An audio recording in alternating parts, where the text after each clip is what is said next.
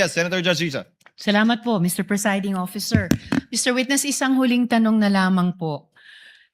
Sa Government Accounting Code, sino po ang mga opisyal na tinuturing na accountable officers? Under the Government Accounting Code, yung disbursing officer, yung accountant, yung treasurer, yung project officer, and the head of the agency po. At tama po ba na under this law, sa sections 101 at lalo na 102, ang head of agency ay primarily at immediately responsible para sa pondo sa kanyang ahensya? Yes po.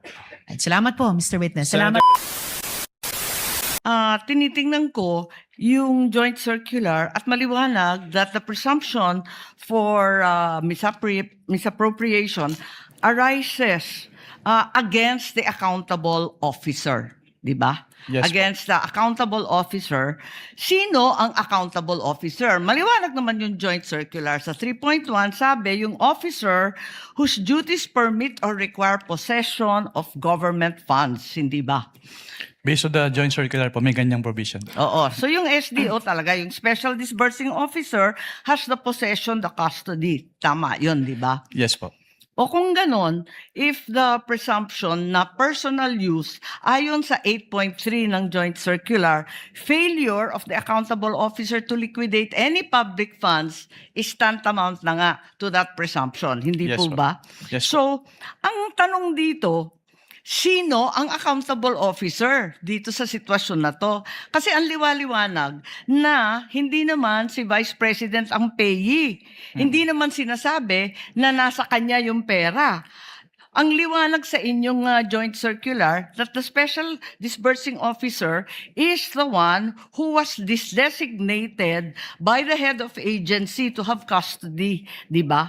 And in the case of the OVP, si Acosta yon. In the case of DepEd, hindi ba si Fajarda yon? That is not entirely correct po, Your Honor. Because under the joint circular, it shall be the responsibility of the head of the agency first to approve yung cash advance. Pangalawa, to Oo oversee yung agency-wide utilization. Pangatlo, to ensure compliance with the joint Unresponsive circular. po. And also po, inattest din po ni OBP yung Unresponsive po. Ang tinatanong ko lang, hindi ba yung designated, yung SDO, si Fajarda lang at si Acosta, hindi si VP, hindi siya yung payee eh.